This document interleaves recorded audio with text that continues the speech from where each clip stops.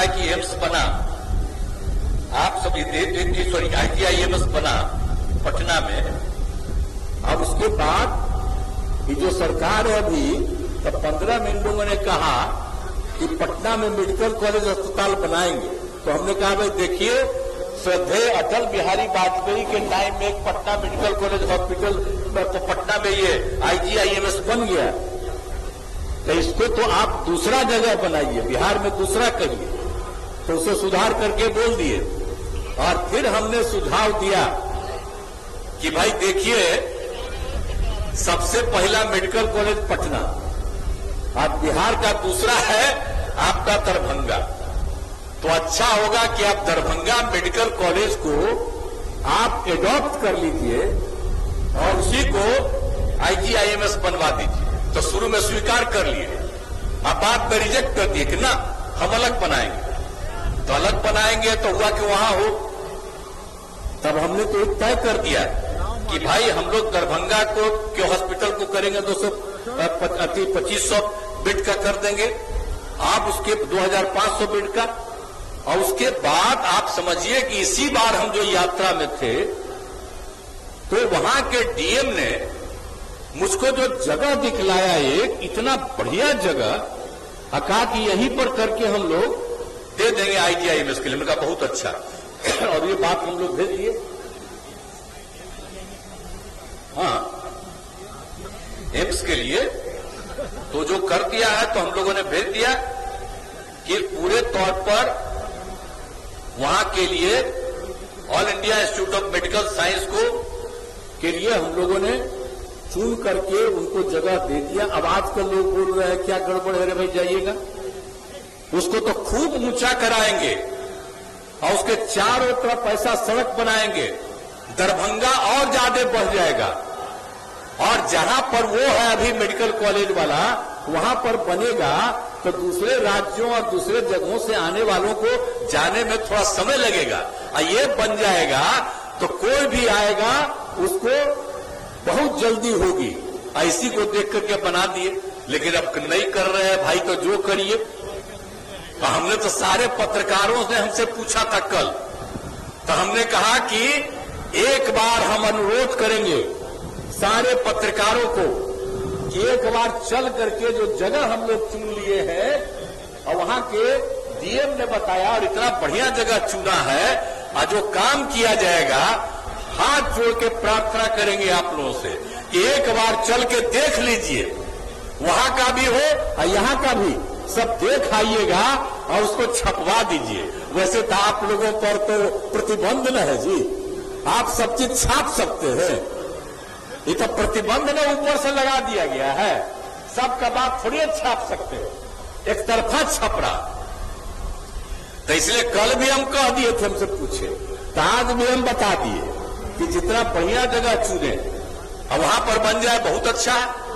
तो एक एक चीज जो हम लोग कर रहे हैं तो बहुत अच्छा है।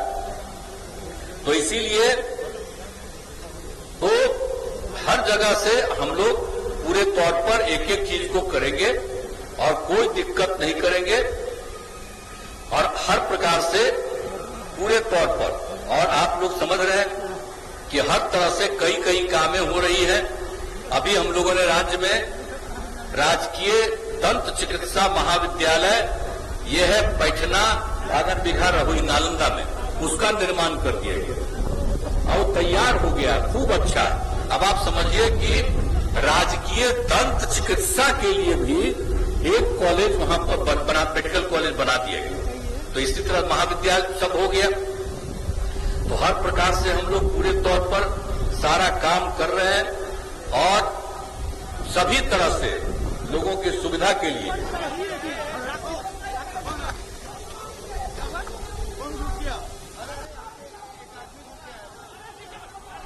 क्या कर रहा है? अरे तो मिलेगा ना, अभी क्या के लिए बीच में आ रहा है? अब इसी प्रकार से और आधारभूत संरचना का विकास हुआ है, सड़कों पुलों का निर्माण। तो आप सबको तो मालूम है कि कितना सड़क पुल सबका निर्माण अब पहले से जो किया था, सबसे दूर का 6 घंटा, अब हम लोगों का लक्ष्य है कि 5 घंटा में पहुंच जाए। कितना ज्यादा हम लोग बनवा रहे हैं। आप देख लीजिए, बाईपास से लेकर के एक एक चीज का सब तरह का निर्माण किया जा रहा है। और आप लोगों को मालूम है ना कि एक एक काम क्या क्या कर रहे हैं हम लोग। आप पटना में दीघा से दीदारगंज तक जेपी गंगा पथ का निर्माण, तो इसकी शुरुआत तो हम 13 में करवा दिए। एक हिस्सा लास्ट ईयर बन के तैयार हुआ और दूसरा हिस्सा और आगे बढ़ गया, वो कल हम लोग कराए। अब आप लोग सब जानते ही हैं, वहीं पर आप पत्रकार लोग थे।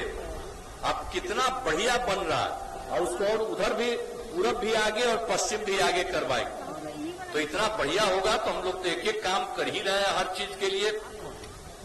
और पूरा तौर पर जो जेपी गंगा पथ है उसको पूरब में आगे बढ़ा देंगे हम लोग। ये बख्तियारपुर से आगे से ताजपुर का पुल जो बन रहा है उसके लिए, और पश्चिम तरफ में आरा और छपरा का पुल जो बना हुआ है वहां तक इसको बढ़ा देंगे। तो कितनी सुविधा होगी उत्तर बिहार से दक्षिण बिहार आने में और कहीं भी जाने में, कितनी सुविधा होगी।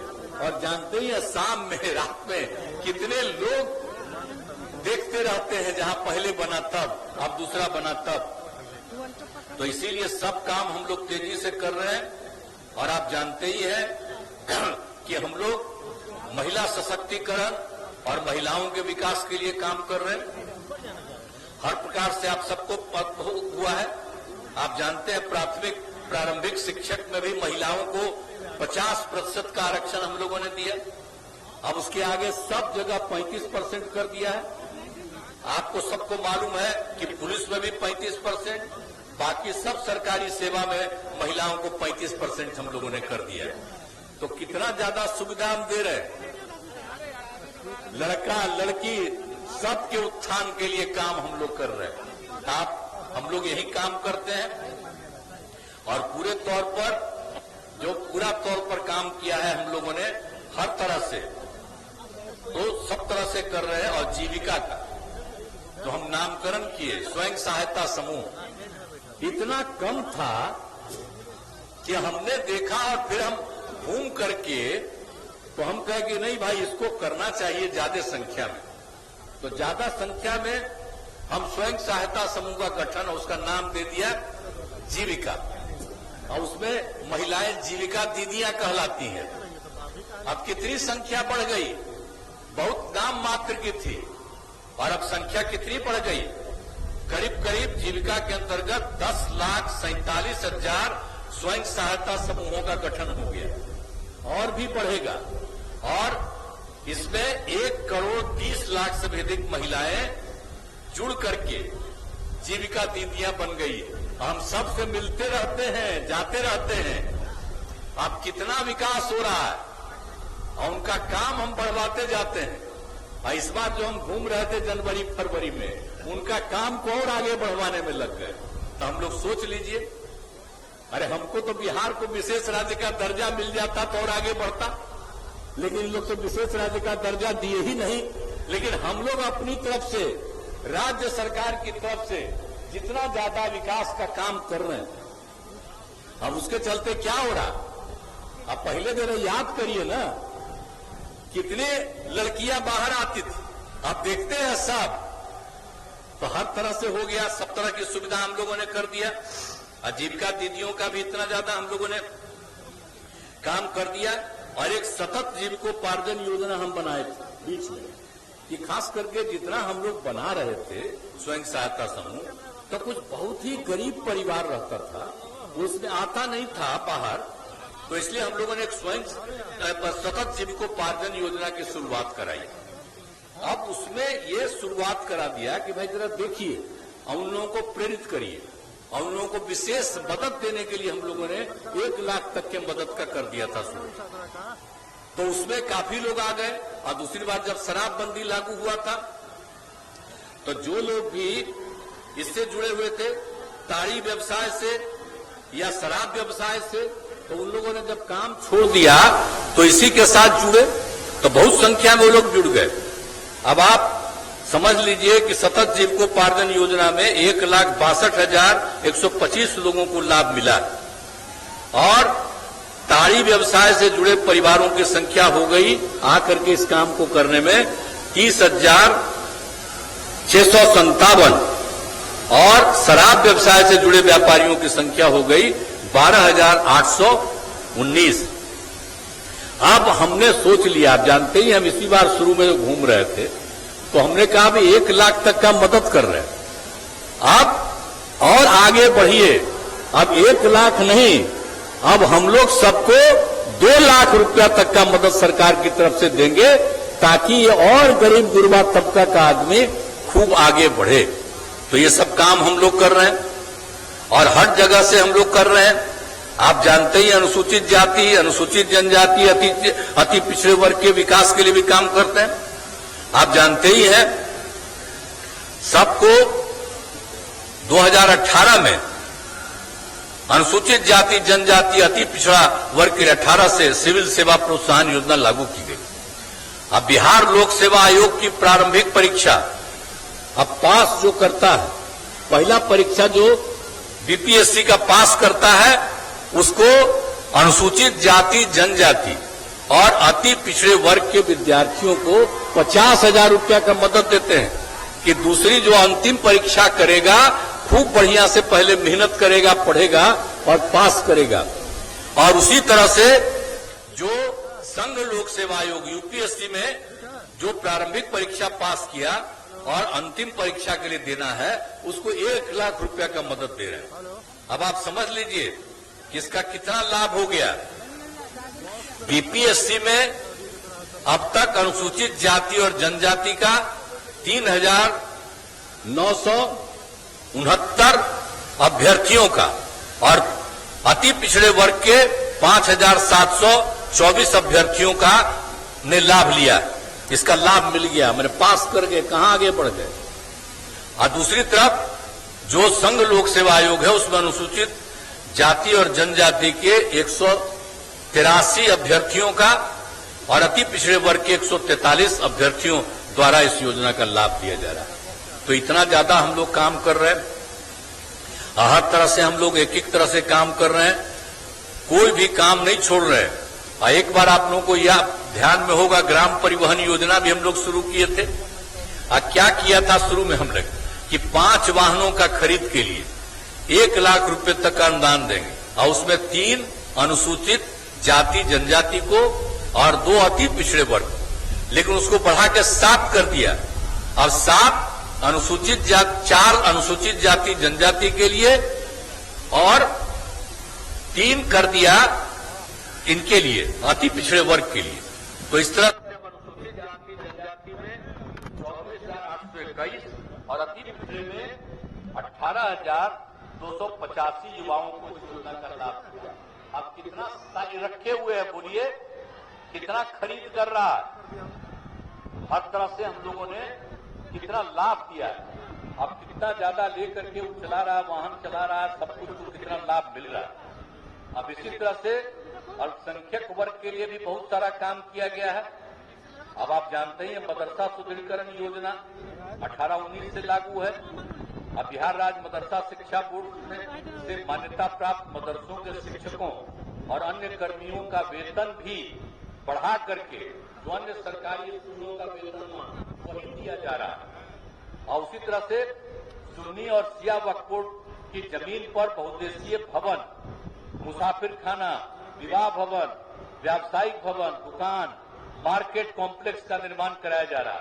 अब आपको मालूम है ना, यहीं पर है सुन्नी वक्फ बोर्ड का अंजुमन इस्लामिया हॉल। ये कितना पुराना जगह पटना में। हम लोग जब पढ़ते थे कॉलेज में उस समय भी उसमें जाते थे, आगे भी जाते थे, तब उसका कितना विकास करा दिए। अंजुमन इस्लामिया हॉल को जाकर के देखिए कि नए सिरे से भव्य इमारत के रूप में बनाया गया। अब उसी तरह से पटना सिटी में शिया वक्फ बोर्ड के लिए भी जमीन है, उस पर काम चल रहा है। तो पूरे तौर पर मुस्लिम परित्यक्ता सहायता योजना मिलती है, जो उस महिला को छोड़ देता है, जिसको छोड़ देता है तो उसके लिए हम लोगों ने पहले 10,000 रुपया का राशि देना शुरू किया और 17 से हम लोग इसको 25,000 रुपया कर दिए। और इसमें 14,967 महिलाओं को सहायता मिल गई। तो हर तरह से हम लोग काम कर रहे हैं। हर घर नल का जल का योजना पूरा हो गया। कौन सा काम नहीं हम लोग कर रहे हैं, हर प्रकार से। और इसमें क्या किए थे, 50% का काम जो कि जहां आयरन है, आर्सेनिक है, फ्लोराइड है, लोक स्वास्थ्य अभियंत्रण विभाग से कराते हैं। और बाकी काम पंचायती राज संस्थाओं या नगर निकायों का। तो काम तो बहुत हद तक हुआ, लेकिन अब हम लोगों ने तय कर दिया है कि पंचायत और नगर निकायों में भी जो क्रियान्वित है उसके मेंटेनेंस का काम, और जहां कहीं छूट गया है या टूट गया है उसके निर्माण का काम भी पंचायत और नगर निकायों के माध्यम से नहीं, उसका भी काम बाकी जगहों का भी लोक स्वास्थ्य अभियंत्रण विभाग के द्वारा कराया जाएगा। यानी अब जो 2 प्रकार का था, अब खाली आयरन, आर्सेनिक और फ्लोराइड वाला ही नहीं, बल्कि सब का सब काम अब इनके माध्यम से लोक स्वास्थ्य अभियंत्रण विभाग के द्वारा होगा। और आप जानते हैं ना, जो हम लोगों ने शुरू करा दिया सोलर स्ट्रीट लाइट। आपको मालूम है कि सभी पंचायतों के प्रत्येक प्रखंड में औसतन 10 सोलर लाइट। इस बार जब हम घूमने के लिए गए, देखे जहां बन गया, कितना अच्छा होता है भाई, रात भर रोशनी रहती है। और हम लोगों ने ये तय कर दिया कि अगर 10 नहीं 10 के आगे की आवश्यकता होगी तो 10 के आगे भी करना चाहिए। तो ये सब काम हम लोग कर रहे हैं। तो ये सब एक एक चीज को नहीं छोड़ रहे हैं, और पूरे तौर पर और हर खेत तक सिंचाई का पानी पहुंचाने के लिए भी पूरे काम में नजर रखा जा रहा है। उसका भी बहुत सारा काम हुआ है और काम किया जा रहा है। और आप जानते हैं कृषि रोड मैप जो हम लोगों ने शुरू किया था 2008 से, 3 पूरा हो गया, अब 4था भी शुरू कर दिया है। अब इसके लिए आप समझ लीजिए कि तीनों कृषि रोड मैप होने के बाद धान, गेहूं एवं मकई की उत्पादकता पहले के मुकाबले में दोगुनी हो गई है। साथ ही दूध, अंडा, मांस, मछली उत्पादन में काफी वृद्धि हुई। अब इसके बाद भी हम आप समझ लीजिए 2.5 गुना बढ़ गया मछली का उत्पादन पहले से।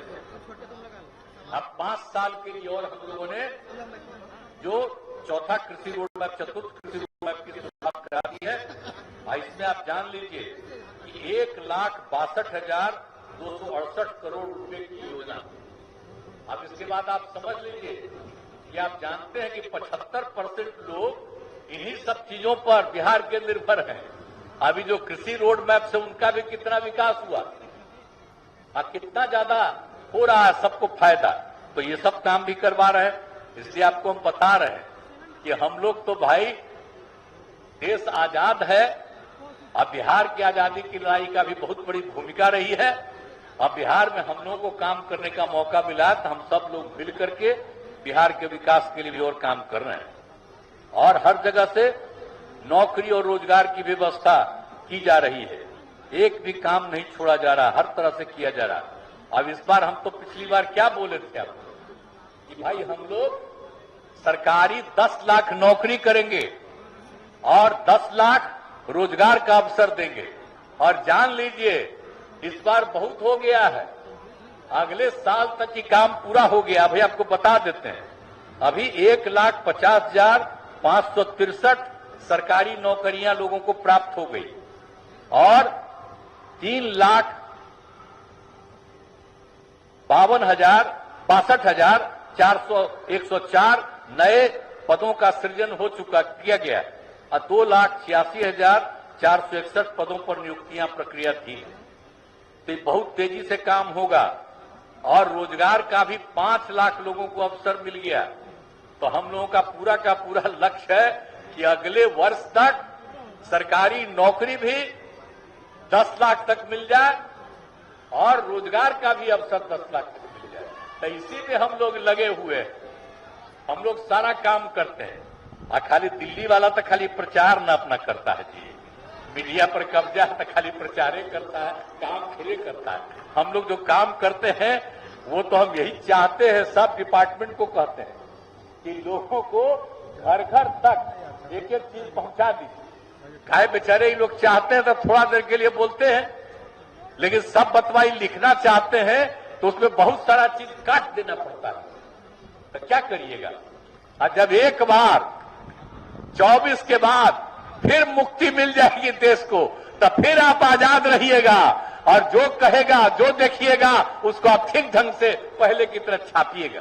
लेकिन आज तो आप पर लग गया है तो खैर छोड़िए उस सब चीज का। और जल जीवन हरियाली अभियान का भी काम जो हम लोगों ने किया, कितना ज्यादा काम हो रहा।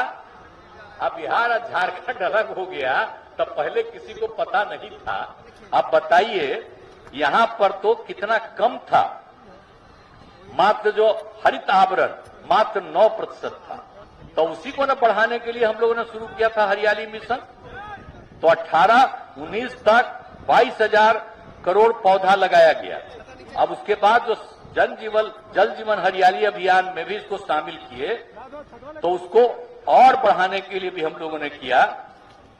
इस बीच में हो गया 10, पहले तो हो गया था आपको और ज्यादा, मैंने 22 करोड़ बचा दिया, और इस बीच में हो गया 10 करोड़ 72 लाख पौधारोपण। अब हो गया है जो पहले 9% था, 21 तक का आंकड़ा अभी आया है, उसके बाद आंकड़े नहीं आ रहा, ये तो और आगे बढ़ गया। लेकिन 15%, तो हम लोगों का है कि कम से कम 17% तो हम लोग कर ही सकते हैं, वो हो ही जाएगा।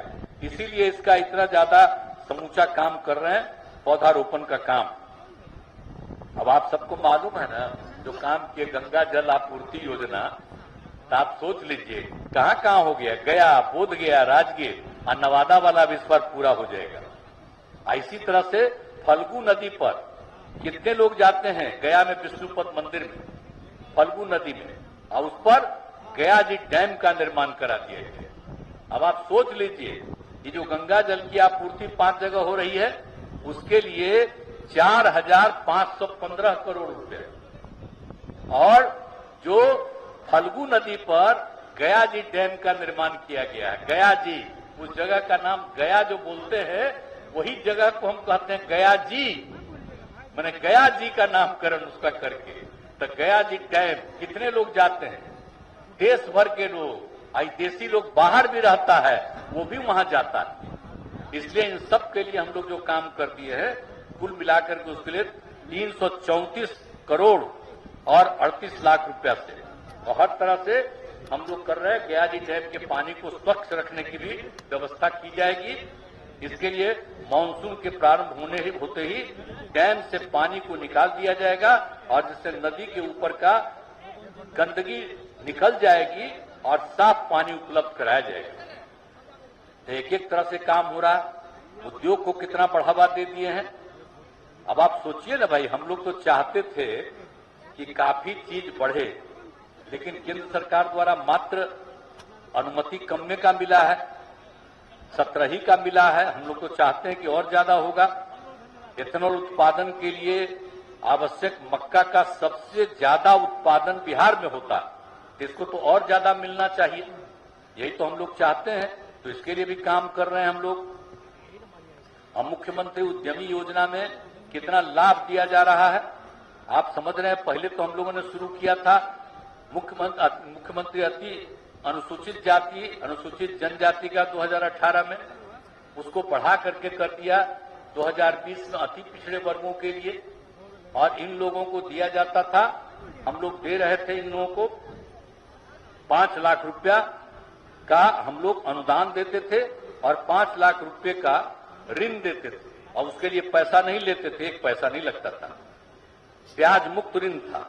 अब उसके बाद हम लोगों ने 21 के बाद से सीधे इसको बढ़ाया है 7 निश्चय 2 के अंतर्गत। अब उसमें कर दिया सभी महिलाओं का, कोई भी जात, किसी भी धर्म, कोई भी महिला, सब के लिए हम लोगों ने कर दिया कि उसको भी वही मिलेगा जो अनुसूचित जाति जनजाति और अति पिछड़े के लिए मिलता है। और बाकी जितने लोग हैं, अपर कास्ट हों, बाकी जितने जात हों, कोई भी हो, उन सब लोगों के लिए भी कर दिया गया है 5 लाख रुपए का अनुदान। और बाकी तो उन लोगों को कर दिया गया माने अनुसूचित जाति जनजाति, अति पिछड़ा और महिला के लिए। तो अब हो गया कि 5 लाख रुपया का अनुदान, अब 5 लाख रुपया का ऋण, जिसमें कि ब्याज मुक्त ऋण है। अब बाकी जो बचे हुए उन सब को भी, जो भी अपर कास्ट के हों, बैकवर्ड हों, कोई हो, किसी भी धर्म के, उनको भी 5 लाख रुपए का अनुदान और 5 लाख रुपए का ऋण मात्र 1% का उनको लगेगा, प्रतिशत ब्याज दर पर मिलेगा। तो ये सब काम किया जा रहा है, हम लोग एक ही काम नहीं छोड़ रहे हैं। और आप जानते हैं जाति आधारित गणना का काम हम लोगों ने शुरू किया। सारे हम लोगों के विधानसभा विधान परिषद में हमेशा इस बात को 19 में भी 20 में भी कब नहीं कहते थे, सभी पार्टियों के लोग मांग करते थे कि जाति आधारित जनगणना होनी चाहिए। तब 2021 में तो हुआ ही नहीं है, लेकिन सभी पार्टी के लोग मिलकर के केंद्र से मिले कि भाई जाति आधारित जनगणना होनी चाहिए। वो एक्सेप्ट नहीं हुए, वहीं से कहा गया कि जो मन में आवे राज्य में करे। तो राज्य में फिर सभी पार्टियों ने मिल करके बैठ करके निर्णय लिया और इस काम को शुरुआत कर दिया जाति आधारित गणना का हम लोगों ने 2022 से। बहुत हद तक काम हो गया, लेकिन इस बीच में कोई चला गया, यहां कोर्ट में चला गया। तो इसके बाद उसमें जो है वहां से फिर रोक लग गई, उच्च न्यायालय से रोक लग गई 1/8 को। मैंने पहले रोक लगा था कि नहीं होगा, बाद में हुआ कि नहीं, इसमें जो भी किया था उसको स्वीकार नहीं किया और फिर राज्य सरकार को अनुमति दे दिया कि यहां करिए। तब वो काम भी लगभग अब पूरा होने जा रहा है। तो आप समझिए जाति आधारित गणना हो जाएगा। तो जाति आधारित गणना में कौन किस जाति का है, एक एक चीज की जानकारी होगी, चाहे अपर कास्ट हो, पिछड़ा हो, अति पिछड़ा हो, अनुसूचित जाति हो, जनजाति हो, हिंदू हो, मुस्लिम हो, किसी भी धर्म को मानने वाला सबको होगा। और उसके साथ साथ हम लोगों ने सर्वसम्मति से तय किया है कि सबकी आर्थिक स्थिति, इवन अपर कास्ट के हो या किसी भी जाति के हो, किसी भी धर्म के हो, उनकी आर्थिक स्थिति का भी जायजा लिया जाएगा। और जिनकी आर्थिक स्थिति ठीक नहीं है, उनकी आर्थिक स्थिति को सुधारने के लिए और मदद दी जाएगी। यही सोच करके उसके लिए अलग योजना बनेगी। तो हम लोग ये काम कर रहे हैं, तो सबके हित में काम कर रहे हैं। तो ये सब काम भी कर ही दे रहे हैं। आपको हम यही कहना चाहते हैं कि हो जाएगा। तो इसीलिए अब जो भी काम हम लोगों को करना है करते रहेंगे और राज्य के हित में ये सब काम हम कर रहे हैं। और आप सब लोग आज यहाँ पर आए हुए हैं और कितनी बड़ी संख्या में सब लोग उपलब्ध हैं। हमको देख करके इतनी खुशी हुई है, आप सब लोगों को देख करके। मैं आप सब लोगों का अभिनंदन करता हूं जो इतनी बड़ी संख्या में सब लोग, आप सब लोग उपस्थित हैं। आप पत्रकार भी भारी संख्या में उपस्थित हैं। मैं सबका अभिनंदन करता हूं। और इसके बाद अब मैं अपनी बात को समाप्त करना चाहता हूं। तो सरकार की कामना है कि समाज में सद्भाव एवं भाईचारे का वातावरण कायम रहे तथा पर्यावरण का संरक्षण हो। सभी चुनौतियों के बावजूद हमारा राज्य प्रगति के पथ पर अग्रसर है। हमारा अतीत गौरवशाली है और विरासत समृद्ध है। हम उसी ऊंचाई को फिर से प्राप्त करना चाहते हैं। आइए स्वतंत्रता दिवस के शुभ अवसर पर हम सब यह संकल्प ले कि बिहार को राष्ट्रीय स्तर पर एक खुशहाल राज्य के रूप में स्थापित करने के लिए अपना सहयोग प्रदान करेंगे। इस अवसर पर एक बार पुनः सभी बिहार वासियों को और यहाँ जितने लोग मौजूद हैं सबको मैं शुभकामनाएं देता हूं। जय हिंद, जय हिंद, जय हिंद।